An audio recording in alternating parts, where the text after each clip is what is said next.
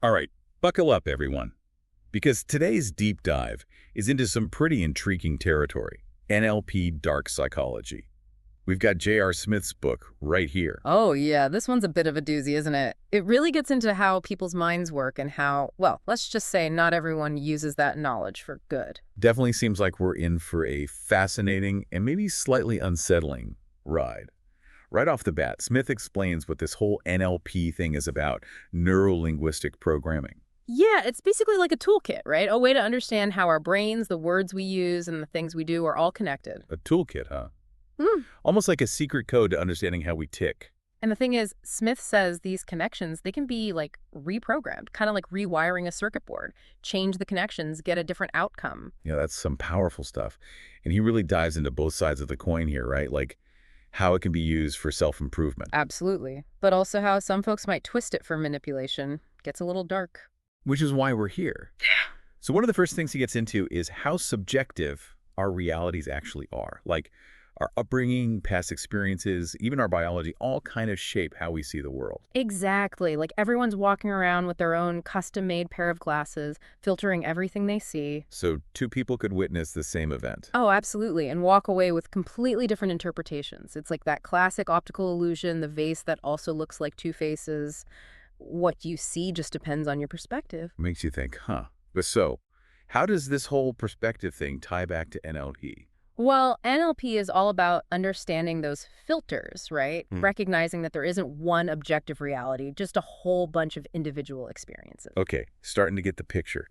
So you can use this knowledge to help someone see things in a new light, but you could also kind of, I don't know, exploit those filters to manipulate them. There it is. That's the ethical tightrope Smith walks across in this book. And things get even more interesting when he brings up this thing called the mind map. Mind map. Okay, lay it on me. Think of it this way. All our experiences come together to create these unique maps of reality in our minds, like a mental GPS system guiding how we navigate the world. So my mind map's based on all my personal experiences, what I believe, all my memories. You got it. But the tricky part is these maps, they're constantly being updated, rewritten. Every new experience, every conversation, every bit of information we encounter, it all reshapes that mental landscape. And that's where the manipulation potential comes in, right? Bingo. If someone knows how to influence those updates, they can kind of subtly shift your whole perception of reality to match their own agenda. Now that's a little creepy, I gotta say. Got any real-world examples of how this might play out?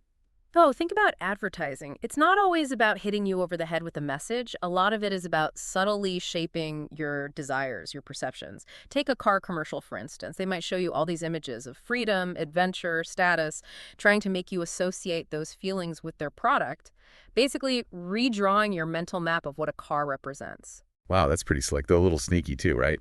And Smith dives even deeper. He's got a whole section on this dark triad of personality types. What's that all about? So the dark triad is basically a term psychologists use to describe this cluster of personality traits: narcissism, Machiavellianism, and psychopathy. Now, not everyone with these traits is going to be a master manipulator, but they definitely make someone more prone to using, let's say, less than ethical tactics. So it's like they've got this natural inclination to use these techniques. Yeah, something like that. Narcissists, they crave admiration and they might step on a few toes to get it. Machiavellians, they're like chess masters, always strategizing, prioritizing power and control. And then psychopaths, they often lack empathy, don't really feel remorse, which can make it easier for them to, manipulate others without any guilt. Okay, now that's some intense stuff. But hold on. Not everyone with a little bit of narcissism or a knack for strategy is a criminal mastermind, right? Definitely not. It's more like a spectrum, right? Everyone falls somewhere on it. But it's important to be aware of these patterns because they can show up in subtle ways, even in people we think we know pretty well. Okay, so I'm starting to get a sense of the players in this game. Now I'm ready to learn the moves. What are some of the manipulation techniques Smith outlines? Oh, he's got a whole playbook. Some are pretty harmless, others are straight up devious. Things like mimicking body language to build rapport, using vague language to plant suggestions in your mind, playing on your emotions, even strategically withholding information. So it's not always about commands and threats, huh? It can be a lot more subtle under the radar. Oh, yeah. A lot of it is about nudging someone towards a certain outcome without them even realizing they're being played. Can you give me an example from the book, something concrete? Sure. Smith talks about this technique called yes momentum. It's the idea that if you get someone to agree with you on a bunch of small, insignificant things, Ah, so you kind of soften them up with a string of yeses before you hit them with a real ask. you got it. It plays on our natural desire to be consistent, and it creates this psychological momentum towards agreement. Clever, I got it net. Starting to see how this stuff can be used in everyday situations. What other examples does Smith give of manipulation in daily life? He covers all sorts of scenarios, probably things we've all encountered. Stuff like using home court advantage in a negotiation, framing information to spin a narrative, limiting someone's time to make a decision, even good old guilt trips. So it's not just about evil masterminds in smoky back rooms. This can happen in, like, regular everyday interactions. Oh, absolutely. It's all about recognizing that these techniques are all around us, often working below the surface, influencing us without us even realizing it. This is eye-opening stuff for sure. Kind of makes you see the world in a whole new light. But before we get too carried away with the dark side, I'm curious about the flip side.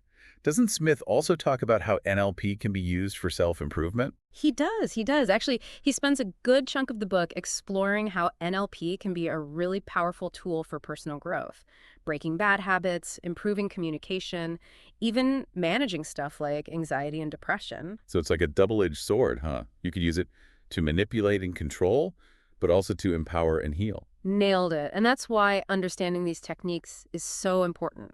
You can spot when they're being used against you, but you can also, use them consciously, ethically, for your own benefit. Man, this is a lot to process. But it's definitely fascinating. Before we dive into all the self-improvement stuff, I think we need a minute to let this all sink in. I'm with you. Understanding the manipulative side is crucial, right? Lays the groundwork for recognizing those patterns and protecting ourselves. Then we can explore how to harness this knowledge for good. It sounds like a plan. So for everyone listening, stick with us as we take a moment to digest all this. We'll be back soon to delve into the more empowering applications of NLP. Okay, so we've delved into some pretty heavy stuff about NLP and how it can be used for, well, let's say less than noble purposes. Yeah. But now I'm really curious about the flip side.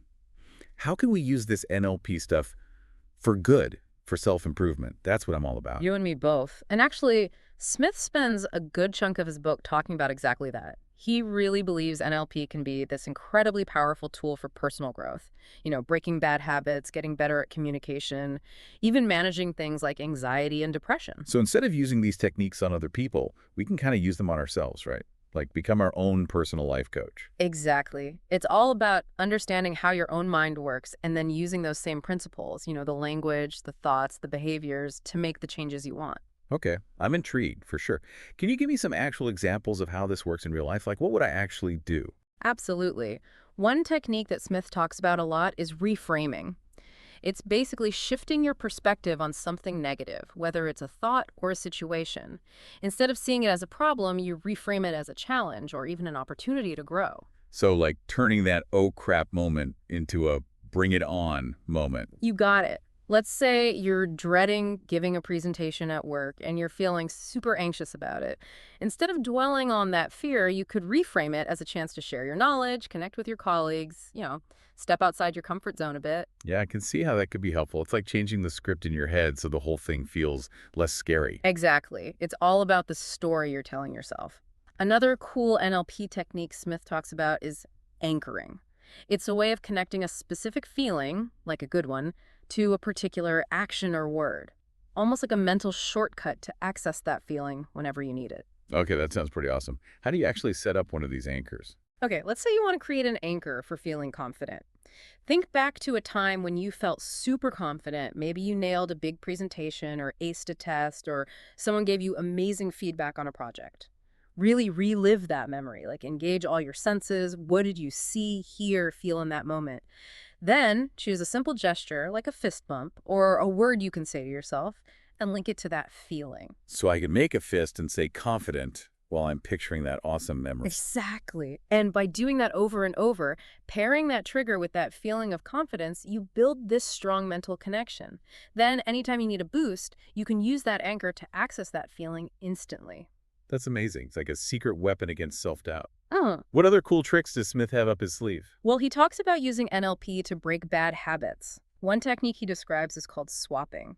Basically, you figure out what triggers your bad habit and then find a healthier behavior to replace it with. So instead of reaching for that bag of chips when I'm stressed, I could go for a walk or listen to some music instead. Exactly. It's about interrupting that automatic pattern and making a conscious choice to do something different. This is making so much sense. It's like learning to reprogram your autopilot, right? What about stuff like anxiety and depression? Can NLP actually help with those? Smith believes it can. He talks about using NLP to pinpoint the negative thought patterns that feed into anxiety and depression, and then using techniques like reframing and visualization to shift those patterns. So it's about challenging those negative thoughts and replacing them with more positive, empowering ones. Exactly. It's not about pretending the negative stuff isn't there. It's about learning to manage those thoughts and feelings in a healthier way. Okay, I'm really impressed with how many different ways you can use this stuff. But honestly, after learning about the dark side of NLP, I'm a little hesitant to use these techniques on myself. It's almost like I could accidentally manipulate myself. I get it. I totally get it. That's why it's so important to approach NLP with a sense of ethics and self-awareness. These techniques are powerful, and like any tool, you can use them for good or bad. Yeah, it's like that saying, with great power comes great responsibility. Exactly. And remember, NLP isn't some quick fix or magic bullet. It takes time and effort and practice to really master these techniques and use them effectively. This has been so insightful. I feel like I've gained a whole new understanding of how my mind works and how I can use NLP to make positive changes. What else does Smith have to say about using NLP for self-improvement? One of the most interesting things he talks about is how NLP can help you unlock your full potential, like figuring out what your limiting beliefs are, those negative thoughts that hold you back, and then reframing them to create a more empowering mindset. So instead of thinking I'm not good enough, you could reframe it as I'm constantly learning and growing. Perfect example. It's all about challenging those old stories you tell yourself and writing a new narrative that supports your goals and dreams. I love that. It's like rewriting your own personal destiny. Right. And Smith also emphasizes how important it is to set clear, compelling goals. He uses NLP techniques to help you visualize those goals, break them down into smaller steps, and create this powerful sense of motivation to actually achieve them. It's like creating a roadmap to success. Exactly. He also talks about using NLP to improve your communication skills, build stronger relationships, even boost your creativity. Wow, the possibilities are endless.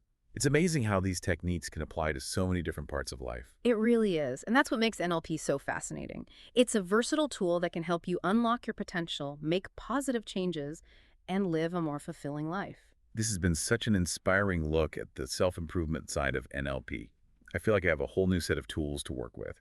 But before we get too carried away, I think it's time to circle back to the darker side of things, We need to equip our listeners with the knowledge to recognize and protect themselves from manipulation.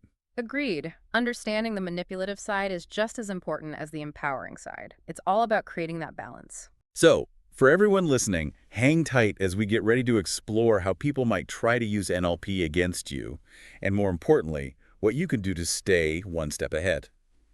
Okay, so we've seen the light, now let's dive back into the shadows. Time to talk about how to protect ourselves from those who might use NLP for less than wholesome purposes. What are some red flags, things we should be watching out for? Well, one of the tricky things is manipulators are often really good at blending in. They can come across as charming, super helpful, even concerned about your well-being, but all the while they're subtly pushing you in the direction they want you to go. So how do you tell the difference? Genuine kindness versus a hidden agenda. That seems tough. It is tough, it really is. It's all about paying attention to both what they're saying and how they're saying it. Smith talks about tuning into your own gut feelings, your emotional responses. Like if you start feeling uncomfortable, pressured, like your boundaries are being crossed, that's a huge signal to pause, take a breath, and assess the situation. So trust your gut, even if everything seems okay on the surface. Exactly, exactly. No. Your intuition's often picking up on these subtle cues that your conscious mind might miss.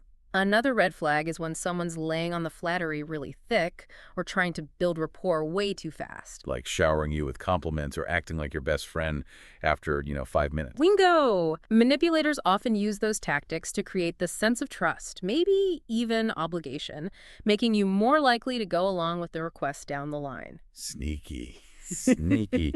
Anything else we should watch out for? Yeah, pay attention to the language they're using. Manipulators often use vague words, leaving things open to interpretation. They might make promises they never intend to keep, or use guilt trips to pressure you into doing what they want. So it's about reading between the lines, not just taking everything at face value, right? Right. It's also about the context. If someone's rushing you into making a decision, limiting your options, isolating you from other sources of information, that's a big red flag. Okay, starting to see a pattern here. It's like they're trying to control the whole game, tilt the playing field in their favor. Good way to put it. It's all about creating an environment where you're more vulnerable to their influence. Okay, so now that we know what to watch out for, what can we actually do to protect ourselves? Feeling a little vulnerable right now, gotta say. Don't worry, being aware is already a huge step. Knowledge is power.